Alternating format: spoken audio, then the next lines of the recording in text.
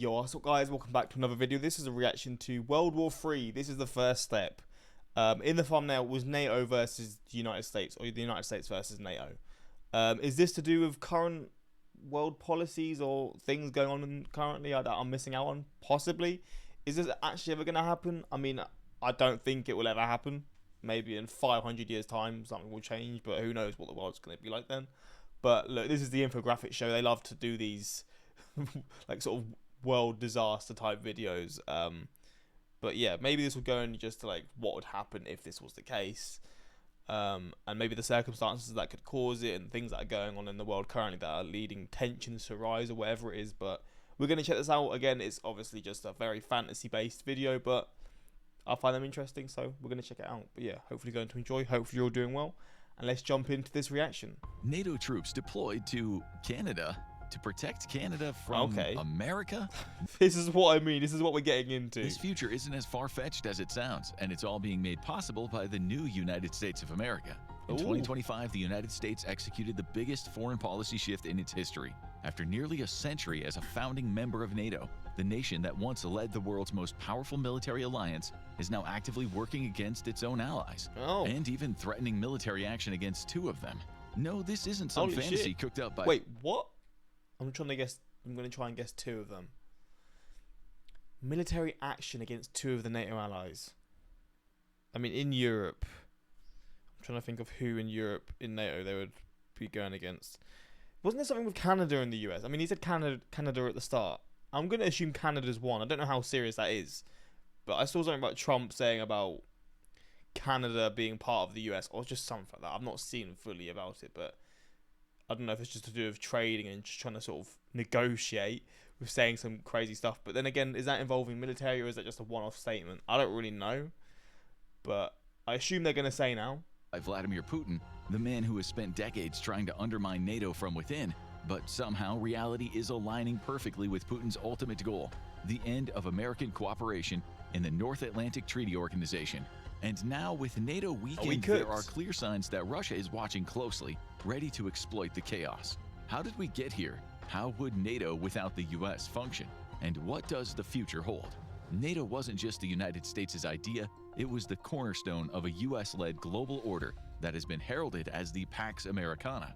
After centuries of constant warfare between major states, the NATO alliance didn't just bring old enemies together, it acted as a global bulwark against further major power wars. The age of imperialism was officially over.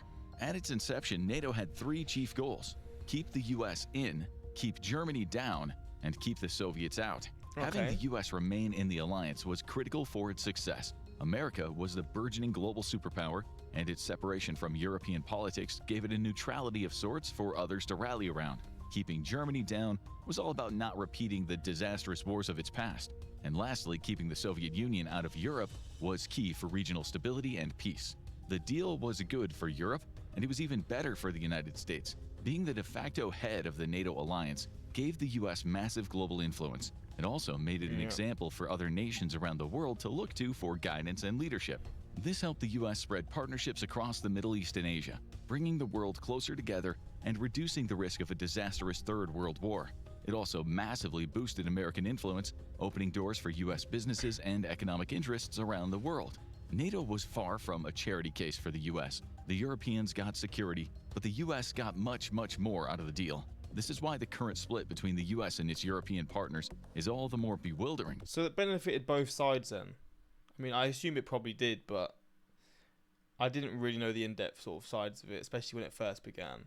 So I guess at the start it was seen as an all-win sort of thing in terms of the countries that are in the NATO pact. Like, I guess that everyone benefits from it, especially at the start. In just 2 months, America has thrown away much of what it accomplished since the end of the Second World War, weakening not just itself but the world at large. A focus on America's new golden age ignores the very real decline of US prestige and influence across the globe. Perhaps the best summary comes from Iran's supreme leader, who recently reposted a 2022 tweet warning that America's treatment of Ukraine should serve as a reminder to all that Western support for countries and governments is a mirage. The US is yet to reap all that it's sown, but for the rest of NATO, the consequences are immediate and dire. First, the nation faces a Russian state that is fully mobilized for war. There's much being said about Russia's inability to win in Ukraine, but that's chiefly because of the bulk of military hardware and ammunition being used by Ukraine is supplied by the United States. In exchange, the U.S. redirected funds originally allocated for Ukraine aid to purchase newer, more advanced weaponry for itself, using battlefield data to refine future designs and military tactics. As of March 4th, 2025, all aid is officially suspended indefinitely. The loss of American aid is expected to cost the Ukrainians dearly, starting in the next 3 to 6 months when their stockpiles of American supplies run low. With Europe still struggling to mobilize its own defense industry and divided by partisan politics, Ukraine is unlikely to receive enough support to plug the hole caused by the termination of American aid. But that's only part of the picture, because a major component of U.S. aid to Ukraine was of the silent variety that doesn't make the news, and it is just as critical. This is intelligence support, which has recently been paused. The support is absolutely critical for Ukraine's defense, and it's extremely unlikely that Europe could fill the role. This intelligence... I mean, what this is making me think is maybe Europe's now going to finally get their... sort a lot of the issues that they have out then. I mean, I think this is probably saying that Ukraine's screwed. But there's a lot more to see, I guess, in this video that will explain more about it. Intelligence support comes largely from America's extensive network of informants and spies inside of Russia, as well as its vast intelligence, surveillance, and reconnaissance, or ISR assets. These include everything from spy drones and AWACS aircraft monitoring Russian movements over the Black Sea, to satellites tracking troop deployments and identifying targets of opportunity. Since the war began, the CIA, NRO, and U.S. military intelligence have worked closely in coordination with Ukraine, with unacknowledged U.S. personnel reportedly on the ground. Along the Russian-Ukrainian and Belarusian-Ukrainian borders, secret Ukrainian intelligence bases dug underground for concealment have been equipped and funded by the CIA. This too isn't charity work though, because in return Ukraine has provided critical intelligence on Russian weapon systems. As a means of showing their loyalty and trustworthiness, Ukrainian intelligence handed over design documents for Russia's newest nuclear submarines at the start of the war. Ukraine has also handed over captured Russian equipment, such as state-of-the-art electronic warfare vehicles, abandoned by Russian troops and captured intact. If the U.S. steps out of this role, Europe isn't prepared or even capable of fully fulfilling it. NATO air warning and alert patrol missions may be flying AWACS staffed with multinational crews, but the aircraft is more often than not American. Europe also doesn't have the satellite and recon capabilities of the U.S., relying on intelligence sharing agreements for decades. In light of this, a U.S. pullout would mean that Russian forces would not face nearly as many setbacks and vulnerabilities as they had while the U.S. was still nominally in the fight. Russia may not be able to completely militarily defeat Ukraine, but it doesn't have to. A peace deal that allows Russia to retain captured territories would give it valuable time to rest, rearm, and rebuild its combat power. More importantly, it would provide the perfect staging ground for a future offensive, not just into Ukraine, but potentially beyond. And to Europe's horror, the U.S. seems set to negotiate exactly this peace deal behind Europe's back. And in an unprecedented move, the U.S. voted in opposition to its allies by refusing to condemn Russia for invading Ukraine. Really? That's a bit fucking crazy. In a UN vote. Furthermore, the White House has surrendered all leverage before even entering negotiations with Putin over Ukraine. When was this? That's my eyes so itchy. They didn't condemn Russia. I mean, they're probably trying to play like devil's advocate or something, right? Because they're probably worried about something breaking out. But hearing that does sound mad, right? Jesus. Because like when you see like all the negotiation stuff, it's always like sort of basically what they've said right now, what he's just said about the negotiations leading to Russia keeping the land that they've invaded, right? And I know the US is probably just thinking about no more war and stuff to stop the fighting, but that's obviously like gonna lead to probably things in the future where they've now got this, so they'll take more, and it's such a mess. How do you deal with war? It's such a messy situation. Been publicly stated that no U.S. troops would participate in peacekeeping efforts, and that the U.S. would no longer guarantee European... Especially when you got like a loose cannon such as Putin. He just does not give a shit, does he? Security. This leaves sanctions as the only remaining tool to pressure Russia, but even that may not last. There are rumors already circulating that the American president may have begun the process of removing or easing sanctions on Moscow. All of this has been portrayed as a show of good faith to get Russia to the negotiation table. But Russia has made no similar good faith concessions. Whatever the reasoning for Washington giving Russia everything it wants with nothing in return, the message to NATO is clear. The US is no longer a reliable partner. Then it comes to the trade wars and military threats against its allies.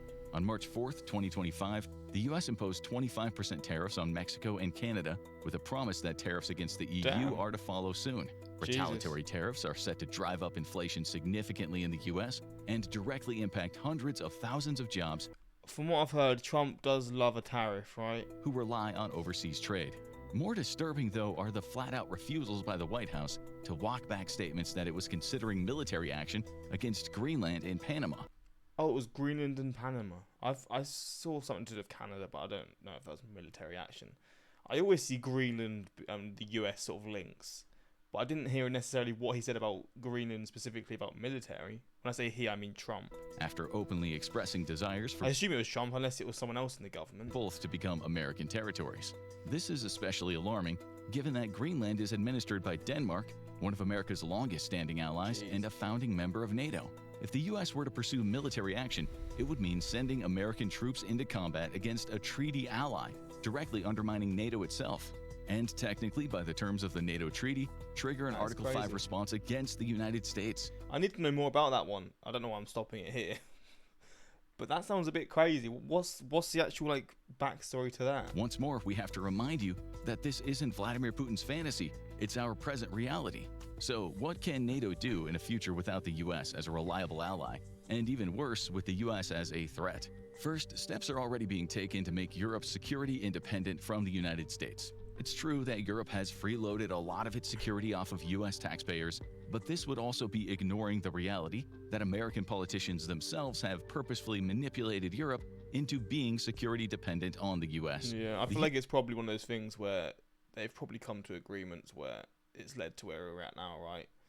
Maybe if things went differently, it wouldn't have been so reliant. And then, I get why Americans would be pissed off, but I also feel like there's probably a lot of benefits too, especially the people in higher power within the US over the last probably few decades, where it's led to this sort of thing, it being like this as well. US has historically supported European leaders who didn't push for full military independence, ensuring that America remained the primary guarantor of European security. This arrangement not only reinforced US global prestige, but also provided significant economic and soft power advantages. Simply put, it's been a very good deal for the US until now.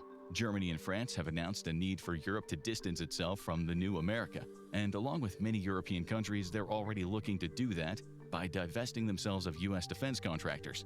At the moment, the US is the world's largest arms dealer, with American weapons being a cornerstone of NATO arsenals. This makes it extremely interoperable, adding to its lethality. NATO's fleet of F-35s is designed to seamlessly communicate with one another. Additionally, a shared familiarity with various weapon systems, training protocols, and logistics ensures that NATO armies can work together more effectively on the battlefield.